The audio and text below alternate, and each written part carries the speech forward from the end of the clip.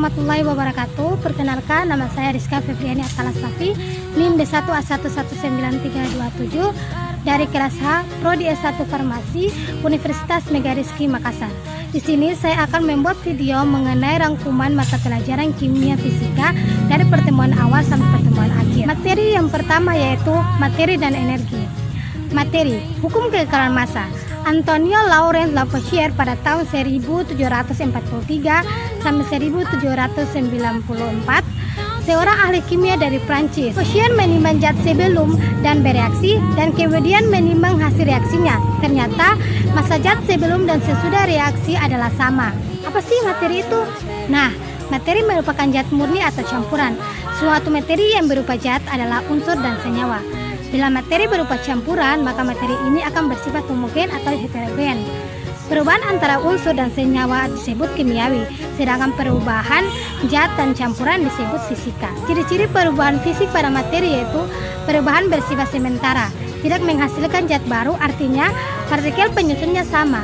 Yang berubah hanya wujud dan ukuran zat, di mana gas menjadi air dan sebaliknya, air menjadi padat dan sebaliknya. Sedangkan ciri-ciri perubahan kimia pada materi yaitu perubahannya bersifat permanen, artinya tidak dapat diubah lagi menjadi zat kimia.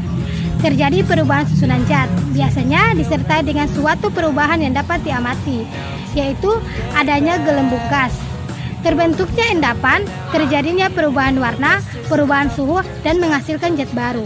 Sedangkan materi dan penggolongannya, di mana zat murni memiliki sifat identik sama, tidak dapat dipisahkan menjadi zat baru kecuali dengan cara kimia. Kalau unsur tidak dapat diuraikan lagi menjadi zat sederhana dengan cara kimia biasa. Sedangkan senyawa beberapa unsur tergabung secara kimia dengan perbandingan berat tertentu. Senyawa dapat dipisahkan oleh proses kimia biasa menjadi dua atau zat berlainan. Dan kita perlu ketahui bahwa unsur adalah zat yang paling sederhana yang tidak dapat diuraikan lagi menjadi zat yang lebih sederhana lagi. Dan senyawa adalah zat yang terbentuk dari unsur-unsur melalui reaksi kimia. Sifat senyawa sangat berbeda dengan sifat-sifat unsur penyusunnya. Contoh senyawa yaitu asam asetat dengan rumus kimia yaitu CH3COH dan sering kita jumpai pada cuka makanan. Sekarang kita masuk ke pembahasan mengenai energi, di mana perlu kita ketahui bahwa energi adalah kemampuan untuk melakukan usaha. Suatu objek memiliki energi jika dapat menyebabkan perubahan sesuatu. Energi berubah dari satu bentuk ke bentuk yang lain. Bentuk energi yaitu energi mekanik, di mana energi mekanik terbagi menjadi dua, yaitu energi kinetik dan energi potensial. Yang kedua energi panas, yang ketiga energi listrik, keempat energi magnetik, kelima energi kimia, keenam energi bunyi atau getaran, ketujuh energi nuklir. Hukum kekekalan energi. Energi tidak dapat diciptakan dan tidak dapat dimusnahkan. Energi dapat berubah dari satu bentuk ke bentuk yang lain. Contohnya yaitu energi magnetik berubah menjadi listrik, energi listrik berubah menjadi energi bunyi. Sekarang kita lanjut ke materi yang kedua, yaitu tentang sistem periodik unsur. Perkembangan penyusunan unsur ada 3 tahap. Yang pertama yaitu Triade de Brenner. Pada tahun 1817, beliau adalah orang yang pertama menemukan adanya hubungan antara sifat unsur dan massa atom relatif. Pada tahun 1817, ia memasukkan unsur tersebut ke dalam 3 kelompok unsur yang memiliki sifat yang sama, di mana Anda bisa lihat gambar di bawah ini. Nah, kelompok 3 unsur ini yang disebut triade. Yang kedua yaitu daftar Mendeleev. Lothar Meyer dan Dmitri Ivanovich Mendeleev menemukan hubungan yang telah terperinci antara massa atom relatif dan sifat unsur. Pada tahun 1869, Mendeleev berhasil menyusun suatu daftar terdiri dari 65 unsur kimia. Untuk menyusun daftar unsur-unsur berdasarkan kenaikan massa atom relatif, dikenal dengan nama hukum periodik. Unsur-unsur kimia dalam tabel periodik Mendeleev dikelompokkan di dalam 8 kolom dan 12 baris. Nah, bagaimanakah tabel periodik itu? Ini dia. Yang ketiga yaitu sistem periodik modern. Perlu kita ketahui bahwa sistem periodik modern disusun berdasarkan hukum periodik modern, yang menyatakan bahwa sifat-sifat unsur merupakan fungsi periodik dari nomor atomnya. Maksudnya, jika unsur-unsur disusun berdasarkan kenaikan nomor atomnya, maka sifat-sifat tertentu akan berulang secara periodik. Nah, maka itu sebabnya tabel unsur-unsur tersebut dinamai tabel periodik. Ini dia tabel periodik modern yang kita pakai sekarang. Sifat-sifat unsur dalam sistem periodik unsur yaitu 1. Jari-jari atom, 2. Energi ionisasi, 3. Afinitas elektron. Yang mana jari-jari atom yaitu jarak dari inti atom sampai ke kulit elektron terluar. Sedangkan energi ionisasi yaitu energi yang dibutuhkan untuk melepaskan satu elektron terluar. Dan afinitas elektron yaitu perubahan energi kilojoule per mol ke atom netral dalam fase gas. Ketika sebuah atom ditambahkan ke atom untuk membentuk ion negatif atau positif. Sekarang kita masuk ke materi yang ketiga, yaitu ikatan ion. Di mana ikatan ion adalah sebuah gaya elostatik yang mempersatukan ion-ion dalam satu senyawa ionik. Dan juga ikatan ion adalah gaya tarik-menarik antara dua ion yang berlawanan muatan yang terbentuk melalui perpindahan elektron. Ikatan ion bersifat polar sehingga larut dalam pelarut polar, memiliki titik diri yang tinggi, baik larut maupun lelehnya bersifat elektrolit. Pembentukan ikatan ion dilakukan dengan cara transfer elektron. Ikatan ion timbul sebagai akibat dari gaya tarik-menarik antara ion yang bermuatan positif dan bermuatan negatif yang dihasilkan dengan perpindahan elektron. Contoh pembentukan ikatan ion adalah bila kita lihat pada gambar di bawah ini.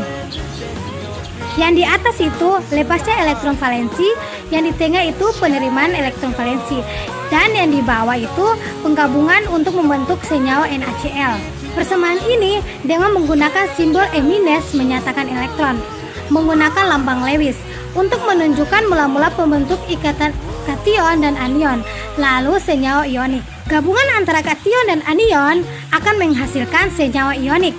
Senyawa ionik dinamai dengan mengurutkan kationnya dulu, lalu diikuti dengan nama anion. Ion dapat berubah monoatomik atau poliatomik loh, dan poliatomik juga disebut sebagai ion molekular ya.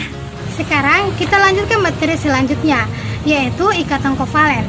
Di mana ikatan kovalen ini dapat diartikan sebagai sebuah ikatan yang terbentuk dari dua unsur non-logam karena penggunaan pasangan elektron secara bersama. Pada dasarnya, semua ikatan kimia memiliki tujuan untuk membuat konfigurasi 8 elektron valensi yang menyerupai gas mulia golongan 8A agar unsur tersebut memiliki konfigurasi yang stabil. Di dalam ikatan kovalen ada istilah pasangan elektron ikatan atau PEI atau pasangan elektron yang digunakan secara bersama oleh kedua unsur, dan istilah pasangan elektron bebas atau PEB. Pasangan elektron valensi milik masing-masing unsur yang tidak terlibat dalam pembentukan ikatan kovalen atau masih digunakan oleh masing-masing unsur tidak secara bersamaan.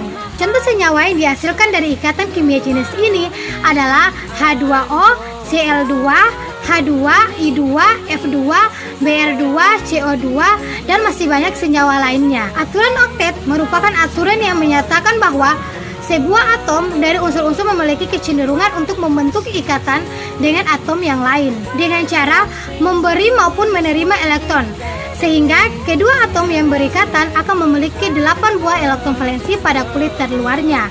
Jika kita mengacu terhadap aturan tersebut, mudah bagi kita untuk memperkirakan rumus molekul senyawa yang akan dihasilkan oleh ikatan jenis kovalen ini. Meskipun kita mengacu pada aturan oktet, Anda juga perlu tahu bahwa tidak semua senyawa kovalen selalu mengikuti aturan ini, karena ada juga senyawa kovalen yang melanggar aturan oktet tersebut. Ikatan kovalen dapat kita bedakan menjadi beberapa jenis berdasar pembentukan dan juga polaritasnya. Di antaranya adalah kovalen tunggal. Seperti namanya, ikatan ini hanya memiliki satu pasangan elektron ikatan atau PEI. Tunggal ikatan ini yang disebut ikatan kovalen biasa. Simbol yang digunakan pada ikatan jenis ini adalah garis 1. Contoh senyawa kovalen tunggal adalah senyawa hidrogen H2 dengan senyawa air H2O. Jenis yang kedua yaitu kovalen rangkap 2. Jenis ikatan ini memiliki dua pasangan elektron ikatan atau PEI, sama seperti namanya. Simbol yang digunakan untuk jenis kovalen rangkap 2 ini adalah garis 2. Senyawa kovalen rangkap 2 adalah karbon dioksida dan oksigen. Kovalen rangkap 3 sama halnya seperti jenis kovalen rangkap 2. Jenis ikatan ini juga memiliki 3 pasangan PEI atau pasangan elektron ikatan. Untuk jenis ini, simbol yang digunakan adalah garis 3 dengan contoh senyawa nitrogen. Sedangkan kovalen polar, dalam jenis ikatan ini pasangan elektron ikatan cenderung tertarik ke arah salah satu atom. Hal ini terjadi karena perbedaan elektronegativitas yang besar, sehingga bentuk senyawa tersebut akan menjadi asimetri dan juga mempunyai momen dipol. Biasanya jenis ikatan ini terbuat dari dua jenis unsur yang berbeda. Namun, tidak semua senyawa yang berasal dari dua unsur yang berbeda akan membuat ikatan kovalen polar. Contoh senyawa kovalen polar adalah HF, di mana unsur F memiliki elektronegatifan yang lebih tinggi, sehingga membuat pasangan elektron itu cenderung tertarik ke arah unsur F, kemudian membentuk dipol. Sedangkan kovalen nonpolar berlawanan dengan kovalen polar. Pasangan elektron ikatan jenis polar ini tertarik sama kuat ke arah unsur yang saling berikatan tersebut, karena tidak ada perbedaan keelektronegatifan di antara unsur-unsur tersebut. Karena itu, bentuk senyawa yang akan menjadi simetri dan tidak memiliki dipol atau kutub, sehingga momen yang timbul akan relatif saling meniadakan. Dan yang terakhir yaitu jenis ikatan kovalen koordinasi, yang mana jenis ikatan ini terbentuk pada saat hanya satu atom yang menyumbangkan pasangan elektron, untuk kemudian digunakan bersama oleh kedua atom yang berikatan tersebut. Jenis ikatan ini menggunakan simbol arah panah yang menunjukkan arah donasi elektron. Contoh senyawa kovalen koordinasi adalah BF3NH3. Senyawa kovalen ini memiliki sifat yang dapat membedakan senyawa kovalen dengan senyawa hasil ikatan ion maupun senyawa hasil dari ikatan logam. Sifat-sifat tersebut yaitu volatilitas, yang mana volatilitas merupakan kemampuan suatu senyawa untuk dapat menguap atau berubah fase dari cair ke gas. Pada umumnya, sebagian besar dari senyawa kovalen berupa gas dan juga memiliki volatilitas yang tinggi, berarti memiliki sifat yang mudah menguap. Karena volatilitas yang tinggi ini, banyak senyawa kovalen yang digunakan sebagai pemberi aroma. Sifat yang berikutnya yaitu titik didih.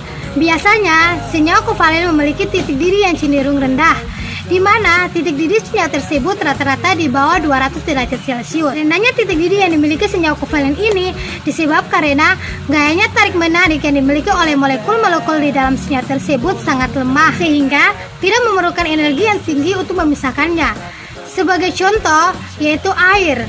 Air yang merupakan senyawa kovalen memiliki titik didih 100 derajat Celcius. Ikatan yang dimiliki antara molekul air tersebut lemah, sehingga air akan mudah menguap atau berubah fase ke gas.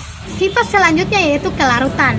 Senyawa kovalen pada umumnya memiliki nilai kelarutan yang rendah pada air, namun tinggi pada pelarut organik seperti bensin, alkohol, aseton, dan minyak tanah. Hal ini berarti bahwa sebagian besar senyawa kovalen tidak larut di dalam air, namun mudah larut di dalam pelarut organik. Namun, di antara senyawa kovalen ada yang larut di dalam air.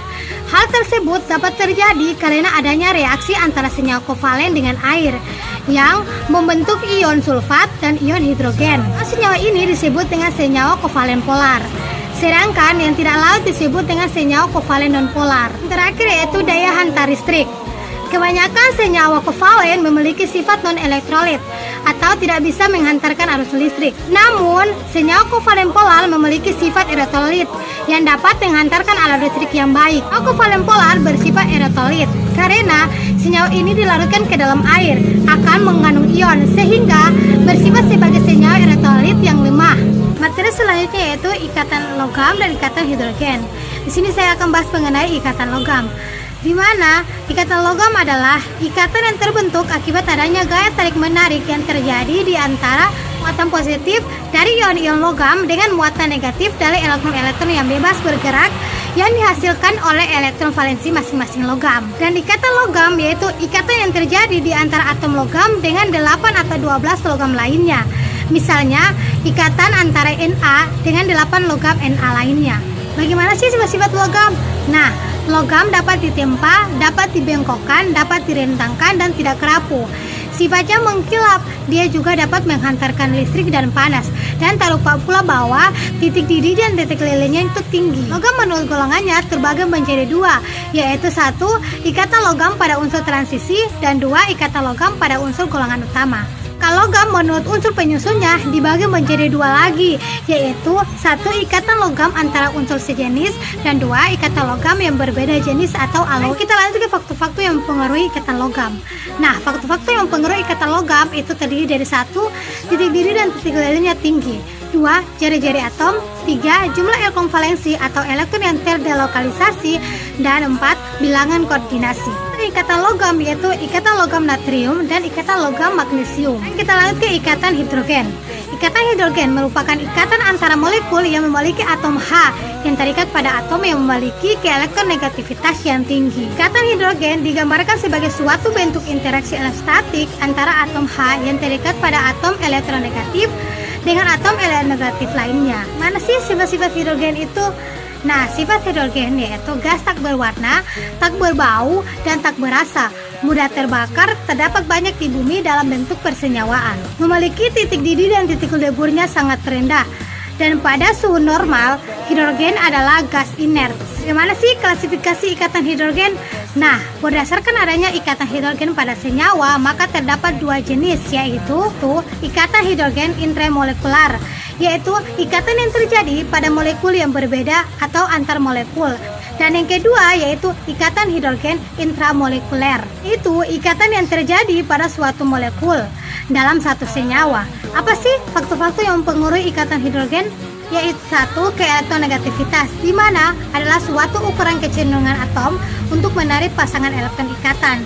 Dan yang kedua yaitu polaritas, di mana adalah kepolaran suatu unsur yang berikatan dengan unsur lain, di mana terdapat pasangan elektron bebas pada pusat molekulnya. Contoh ikatan hidrogen yaitu air. Materi yang terakhir yaitu ikatan van der Waals. Apa sih ikatan van der Waals itu? Ikatan van der Waals adalah gaya tarik-menarik antara atom atau molekul, di mana gaya ini relatif lebih jauh lebih lemah dibanding dengan gaya timbul. Karena ikatan valensi dan besarnya gaya ini ialah 10-7 kali jarak antara atom-atom atau molekul-molekul. Contoh gaya van der Waals terdapat pada senyawa hidrokarbon. Misalnya senyawa CH4. Perbedaan keelektronegatifan C2,5 dengan H2,1 sangat kecil, yaitu 0,4. Senyawa yang mempunyai ikatan van der Waals akan mempunyai titik didih yang sangat rendah. Tetapi dengan bertambahnya Mr, maka ikatan akan kuat hingga titik didih lebih tinggi. Contohnya titik didih C4H10 lebih besar dari C3H8 dan C3H8 lebih besar dari C2H6 dan C2H6 lebih besar dari CH4.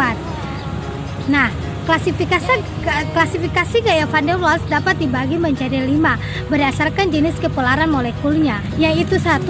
Interaksi ion dipol, 2. Interaksi dipol-dipol, 3. Interaksi ion dipol transduksi, 4. Interaksi dipol-dipol transduksi, dan 5. Interaksi dipol terinduksi. Fakta yang menunjukkan adanya gaya van der Waals dalam molekul Cl2. Terdapat ikatan kovalen dengan energi ikatan 240 kJ per mol, dan antara molekul Cl2 terdapat gaya van der Waals sebesar 21 kJ per mol. Gaya van der Waals dapat terjadi antara partikel yang sama atau partikel yang berbeda. Sama halnya dengan gaya kohensi. Gaya ini terjadi karena adanya sifat kepolaran partikel tersebut. Makin kecil kepolaran, maka makin kecil pula gaya van der Waals-nya. Gaya London pada ikatan van der Waals dipengaruhi oleh dua faktor, yaitu jumlah elektron dan bentuk molekul. Ada 4 gaya ya yang mempengaruhi ikatan van der Waals, di mana 1. Gaya orientasi terjadi pada molekul polar. 2. Gaya imbas terjadi bila terdapat molekul dengan dipol permanen interaksi dengan molekul dengan dipol sesaat. Dan 3. Gaya dispersi atau gaya London. Gaya ini terjadi pada setiap molekul maupun zat ionik loh. Hanya saja pada senyawa ionik tidak begitu besar pengaruhnya. Dan terakhir yaitu gaya tolakan. Gaya ini adalah gaya yang nilainya besar dan tergolong gaya tolakan. Menjadi efektif jika awan elektron terisi pada atom. Atom molekul yang berinteraksi mulai bertumpah tindih. Nah, itu saja materi yang dapat saya paparkan pada video kali ini. Kurang dan lebihnya saya mohon maaf. Akhir kata saya ucapkan wabillahi taufiq wal hidayah. Wassalamualaikum warahmatullahi wabarakatuh.